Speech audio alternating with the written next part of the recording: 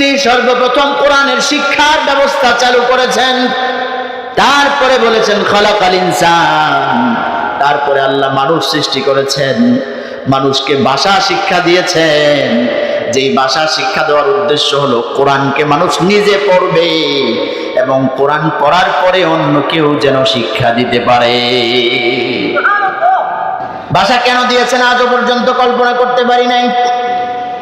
আল্লাহ রাব্বুল আলামিন বলেন আলাম নাজআল লাহু আইনাইন ওয়া লিসানান ওয়া শাফাতাইন, আমি আল্লাহ তাকে দুইটা চোখ দিলাম, তার মুখের ভিতরে একটা জবান দিলাম, ওয়া লিসানা ওয়া শাফাতাইন, তার দুইটা ঠোঁট দিলাম।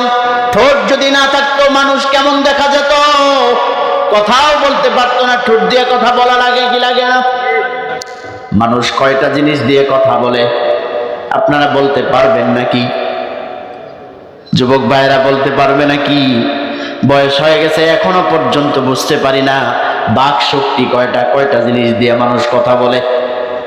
এক নম্বরে মানুষ কথা বলে কিসের মাধ্যমে? হালক, গলার মাধ্যমে কথা বলে, ঠিক কিনা? আল্লাহ তাআলা গলা দিয়েছেন কেন? কথা বলার জন্য। গলার মাধ্যমে মানুষ কথা বলে। আপনি গলাটা চেপে ধরেন, কথা বন্ধ হয়ে যাবে, ঠিক কিনা বলেন? দুই নম্বর হলো লিসান, জিহ্বা, জিহ্বার মাধ্যমে মানুষ কথা বলে। তিন নম্বরে দুই ঠোঁট দ্বারা মানুষ কথা বলে। চার নম্বরে মানুষ মুখের গহ্বর দিয়ে কথা বলে। মুখের ভিতরের খালি জায়গার মাধ্যমেও কথা তৈরি হয়, আওয়াজ তৈরি হয়, ঠিক কিনা? পাঁচ নম্বরে নাকের বাঁশির মাধ্যমে মানুষ কথা বলে। আল্লাহ রাব্বুল আলামিন বলেন, ও মানুষ, আমি ফেরেশতার মাধ্যমে আদমের পুরাটা বডি বানিয়েছি, কিন্তু আদমের যে চেহারা এটা আমার কুদরতের হাতের মাধ্যমে বানিয়েছি। কেন পড়ো না? আমার কুদরতের মাধ্যমে বানিয়েছি। মানুষগুলো আমি রবের নামের জিকির করবে, মানুষ কথা শিখবে। আল্লামাহুল বায়ান, মানুষকে ভাষা শিক্ষা দিয়েছেন। পাঁচটি জিনিসের মাধ্যমে মানুষ কথা বলে। এই পাঁচটা জিনিস আল্লাহ তাআলা আপনার আমার মুখের মধ্যে ফিট করে দিয়েছে। এই জন্য চেহারা এটা খুব দামি জিনিস, অনেক সম্মানের কেন্দ্রবিন্দু। আমাদের চেহারাটাকে কার জন্য আমরা করব? আল্লাহর দিকে ফিরিয়ে দেব নাকি শয়তানের দিকে ফিরিয়ে দেব? ইব্রাহিম আলাইহিস সালাম আমাদেরকে শিখিয়ে দিয়েছেন, বলো ইন্নী ওয়াজ্জাহতু ওয়াজহিয়া লিল্লাযী ফাতারাস সামাওয়াতি ওয়াল আরদা হানিফা।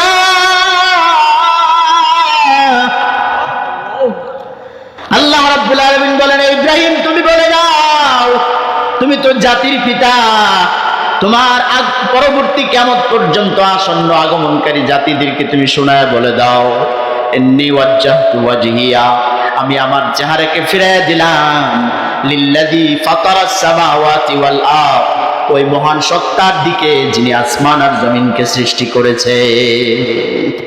ওই আল্লাহকে চেনা আমাদের দরকার আছে না নাই? আমরা দুনিয়ার জমিনে পড়ে, দুনিয়ার মোহে পড়ে, স্ত্রী সন্তানের মায়ায় পড়ে, বন্ধু বান্ধবের ভালোবাসায় পড়ে আল্লাহকে ভুলে গিয়েছি। ভুলে যাই কি যায় না? আল্লাহ রাব্বুল আলামিন বলেন, ওয়ালা তাকুনু কাল্লাযীনা নাসুল্লাহ।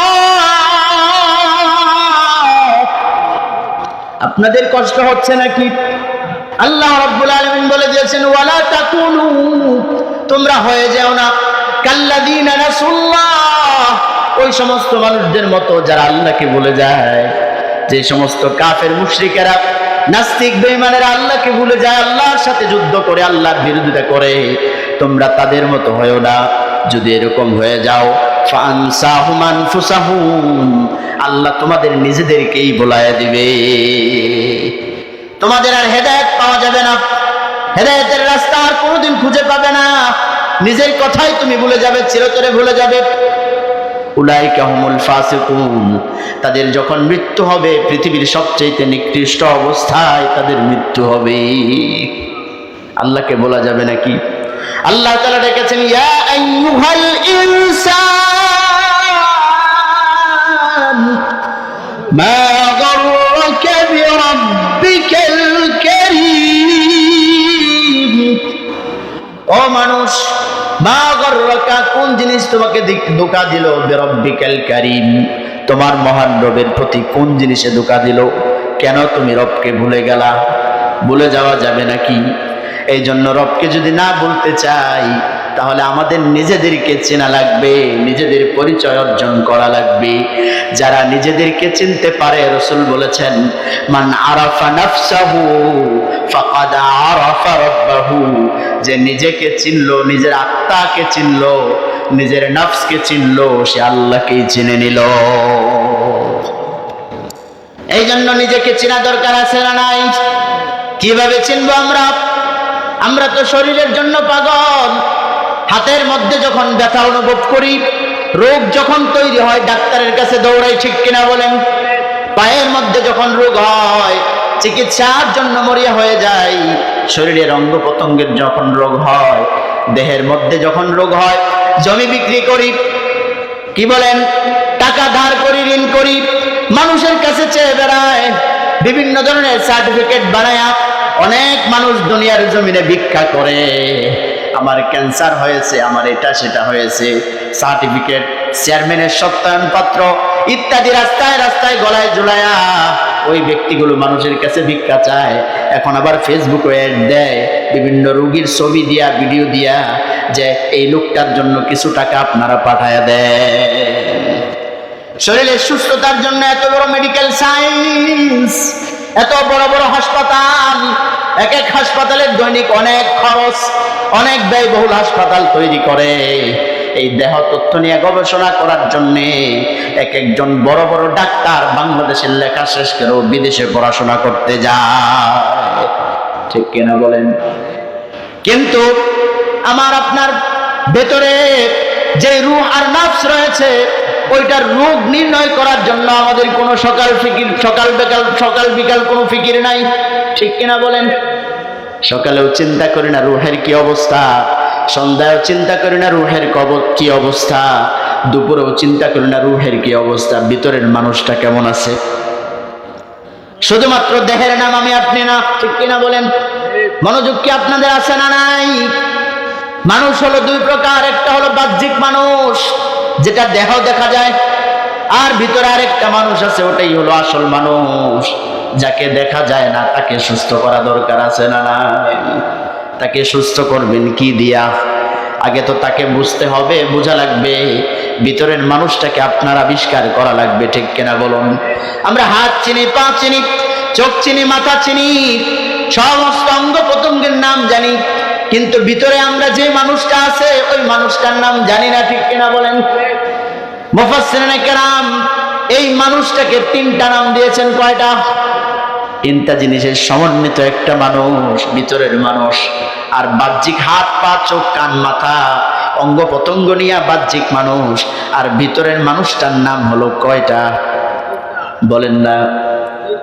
এক নাম্বার হলো রূহ। এক নম্বরে কি? এক নাম্বার হলো রূহ, দ্বিতীয় নম্বর হলো নফস, তৃতীয় নম্বর হলো কলব। রূহ আর নফসকে দেখা যায় না। আপনাদের কি বুঝতে কষ্ট হয় নাকি? রূহ আর নফসকে দেখা যায় না, কলবকে দেখা যায়। কিভাবে দেখা যায়? আপনি বুকটাকে ছেড়েন, ওপেন হার্ট সার্জারি করলে গোশতের টুকরাটা বের হয়ে যায়, দেখা যায়। দেখা যায় কি যায় না? নবীজি বলেছেন, আলা ইন্না ফিল জাসাদি মুদগাহ ইযা সালুহাত সালুহাল জাসাদু কুল্লুহু ওয়া ইযা ফাসাদাত ফাসাদাল জাসাদু কুল্লুহু আলা ওয়া হিয়াল কলব। রাসূল বলেছেন, মানব দেহের ভিতরে বুকের বাম দিকে একটা গোশতের টুকরা আছে, যদি এটা শুদ্ধ হয় তাহলে পুরো দেহ সুস্থ হয়, আর যদি সেটা অসুস্থ হয়ে যায়, মানুষের পুরাটা দেহ অসুস্থ হয়ে পড়ে। রাসূল বলেছেন সেটা আর কিছু নয়, আলা ওয়া হিয়াল কলব, তার নাম হলো হৃদয়, হৃৎপিণ্ড। সুবহানাল্লাহ পড়বেন না? তাহলে কি বোঝা গেল? কলবকে দেখা যায়, রূহ আর নফসকে দেখা যায় না। রূহ আর, এই যুবক ভাইরা বসেন, জরুরি কথা আপনাদেরও জানা দরকার আছে। রূহ আর নফসকে দেখা যায় না। রূহ কি জিনিস? আল্লাহ রাব্বুল আলামিন কোরআনে কারীমে যতগুলো প্রশ্ন কাফেররা করেছেন সেগুলোর সমাধান দিয়েছেন, কি দেন নাই?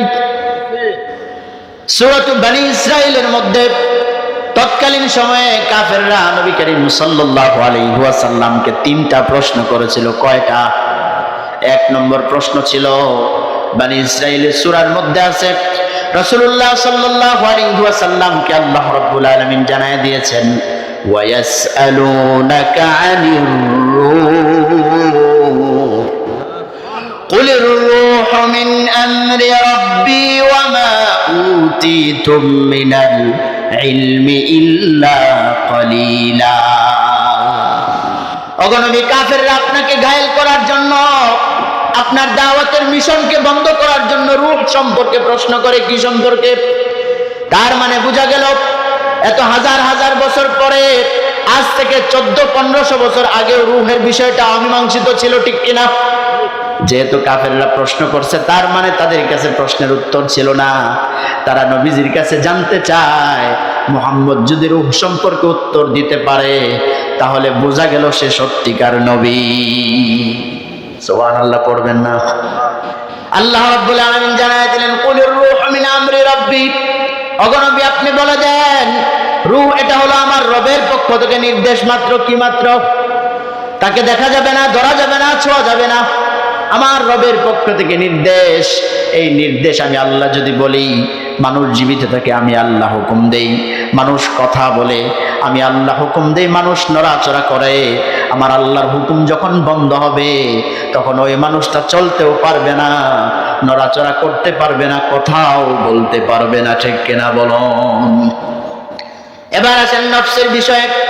নফস মানে কি? কোরআনে কারীমের মধ্যে আল্লাহ রাব্বুল আলামিন নফস সম্পর্কে অনেক বলেছেন। নফস কোথায় থাকে? নফস অর্থ হলো কি? নিজ মন। কোথায় থাকে নফস? আল্লাহ রাব্বুল আলামিন নফসের অবস্থান দিয়েছেন নাভির নিচে লজ্জাস্থানের উপরে, আর রূহের অবস্থান দিয়েছেন মাথায়। কোথায়?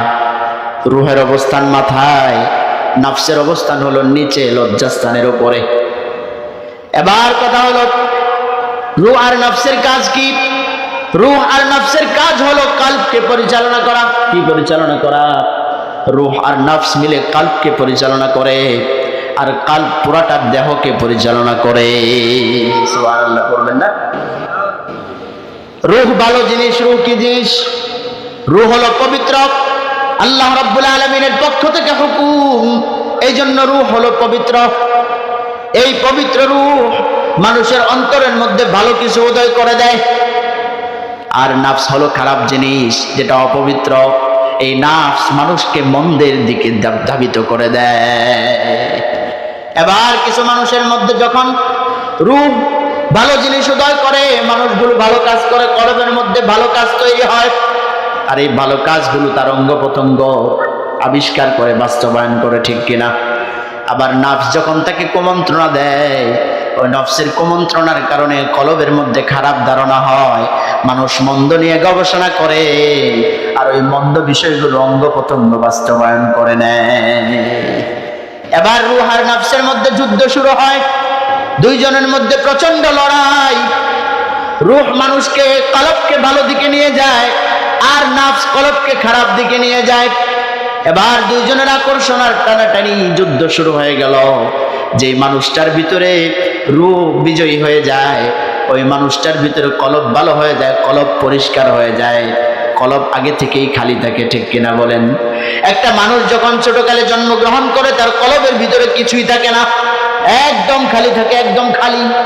কিন্তু ইহুদি নাসারা খ্রিস্টানরা তারা বলে, মানুষ, প্রত্যেকটা মানুষ যখন জন্মগ্রহণ করে পাপিষ্ঠ অবস্থায় জন্মগ্রহণ করে। করেন না? নাউজুবিল্লাহ। এই অর্থে নবীরাও পাপিষ্ঠ অবস্থায় জন্মগ্রহণ করে, নাউজুবিল্লাহ। অথচ রাসূল বলেছেন, কুল্লু মাউলুদিন ইউলাদু আলাল ফিতরা, প্রত্যেকটা মানুষ পবিত্র অবস্থায় জন্মগ্রহণ করে, ইসলামী স্বভাব নিয়ে জন্মগ্রহণ করে, ঈমানের স্বভাব নিয়ে জন্মগ্রহণ করে। ওই কলবটা শূন্য থাকে। এবার রূহ তার ভিতরে ভালো কিছু ঢালতে ঢালতে কলবটা যখন পরিপূর্ণ পবিত্র হয়, তখন তার ভিতরে নফসটা দুর্বল হয়ে যায়, তখন নফসটাও ভালো হয়ে যায়, ঠিক কিনা বলুন? আল্লাহ রাব্বুল আলামিন নফসকে দিয়েছেন মূল 10 প্রকার। কয় প্রকার? মৌলিক হলো 3 প্রকার। এক নম্বর হলো নফসে আম্মারা, যেই নফসটা শুধুমাত্র খারাপ দিকে মানুষদেরকে আহ্বান করে। দ্বিতীয় নম্বর হলো নফসে লাওয়ামা, কোরআনে কারীমে আল্লাহ রাব্বুল আলামিন কসম করেছেন, লা উকসিমু বিয়াউমিল কিয়ামাহ ওয়া লা উকসিমু বিন-নাফসিল লাওয়ামাহ। নফসে লাওয়ামার কসম করেছেন। নফসে লাওয়ামা মানে হলো ওই নফস, যেই নফস মানুষদেরকে মাঝে মধ্যে ভালোর দিকে নিয়ে যায়, মাঝে মধ্যে খারাপের দিকে নিয়ে যায়। মানুষ যখন খারাপ কাজ করে তখন মানুষের মধ্যে অনুশোচনা তৈরি হয়, তখন আফসোস তৈরি হয়, আর তওবার দিকে মানুষগুলো ফিরে যায়।